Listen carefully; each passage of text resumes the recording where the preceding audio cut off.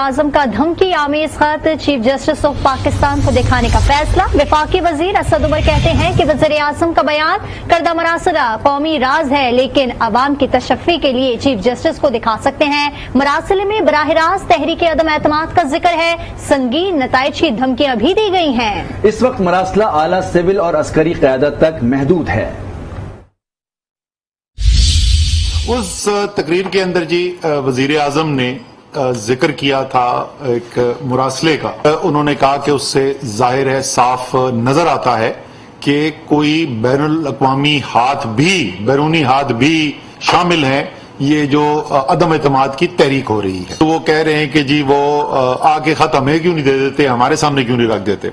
देखिए, ये जो है कौमी राज जो होते हैं वो बहुत ही सेंसिटिव नेचर के होते हैं। अगर इसकी जरूरत हो और इससे लोगों की तसल्ली होती है कि वाकई में कि इससे तस्दीक की जा सकती है, तो कम से कम वजीर आजम तैयार हैं ये मुरासला जो है ये चीफ जस्टिस सुप्रीम कोर्ट के सामने रखने के लिए। इस मुरासले की तारीख जो है वो अदम एतमाद तहरीक पेश होने से पहले की है।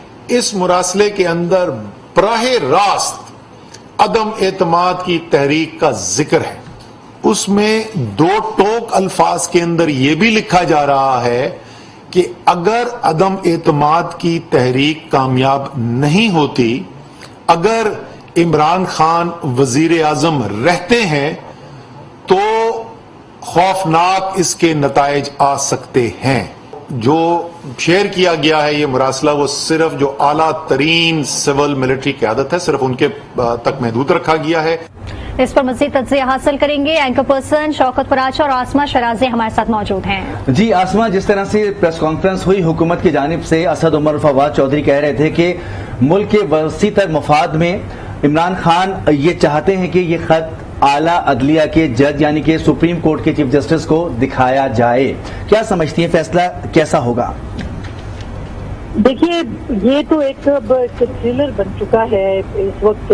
अदम एतमाद के बाद रोज उसमें एक नया कहानी में मोड़ आ रहा है और नई चीजें जो है वो हुकूमत की तरफ से बयान की जा रही है। हालांकि एक बहुत सादा सी बात थी कि आप इसको एक नंबर गेम के अंदर उसी तरह से लें और उसको पेश करें और अपनी देखें कि किसके पास कितना तादाद है और अपने जो भी फैसले करने उसके तनाजुर में करें। मगर अनफॉर्चुनेटली जिस तरह से आप देख रहे हैं इस वक्त सूरत बन गई है कि लेटर आ गया, लेटर जो है वो चीफ जस्टिस को दिखाने की बात करें। सवाल ये है कि पाकिस्तान के अंदर सिर्फ अदलिया नहीं है, पाकिस्तान की पार्लिमान है और उसी पार्लिमानी जमहूरियत के अंदर आप वज़ीर आज़म मुंतखब हो गया है, आपकी हुकूमत जवाबदेह है पार्लिमान को। वो खत आप पार्लिमान को आपको पेश करना चाहिए था। ये क्या वजह है कि जैसे ही अदम एतमाद आई है उसके बाद से वो खत भी निकल आया और उसके अंदर कॉन्स्पिरेसी थियरीज भी आ गई। आपको उसी वक्त अगर आप पार्लियामेंट में पेश नहीं कर रहे थे, आप काबीना में पेश करते, आप नेशनल सिक्योरिटी जो कमेटी है उसके अंदर पेश करते, आप जितनी भी फौजी क़यादत है उसको बुलाते, पाकिस्तान की कौमी क़यादत को बुलाते, इन कैमरा ब्रीफिंग करते, उसके अंदर दिखाते कि ये सब कुछ हुआ है और अब हम इसको अपने सही जो है वो लेने लगे हैं। ये क्या वजह हुई कि मतलब इतने महीने आप चुप रहे हैं और उसके बाद आप कह रहे हैं कि हमने इसके ऊपर जो है वो बातचीत करना शुरू की है और लोगों को बताना शुरू किया है। अभी भी वक्त है। ये अगर प्राइम मिनिस्टर जो है या उनकी हुकूमत, उनकी काबीना ये समझती है कि ये एक बहुत सीरियस चीज हुई है और अगर हुई भी है तो उसको मीडिया के सामने पेश करें, उसको पार्लियामेंट के सामने पेश करें और अगर फिर भी उसके बावजूद मीडिया पार्लियामान उनके साथ नहीं खड़े होते तो वो बिल्कुल एक उनका शिकवा बजा है कि उनके खिलाफ साजिश हो रही है। लेकिन अगर वो ये खुफिया रखना चाहते हैं और वो सारी चीजें नहीं दिखाना चाहते, उसी वक्त उनको चाहिए था उस मुल्क के जो सफीर थे उनको तलब करते, उनको डिमाशे करते, उनके सामने सबूत पेश करते और उनको कहते कि ये मरासला जो है ये आया है आपकी हुकूमत की तरफ से। अव्वल तो मरासलों में कभी प्लान बताए नहीं जाते। ये अजीब हुकूमत है जो कि ये कह रही है कि पूरा जो साजिश थी वो मरासले के तौर पे जो है वो बताई गई और हमारे हाथ वो लग गई। तो मेरा ख्याल है कि ये इसको जरूर इस पे इन्वेस्टिगेशन होनी चाहिए।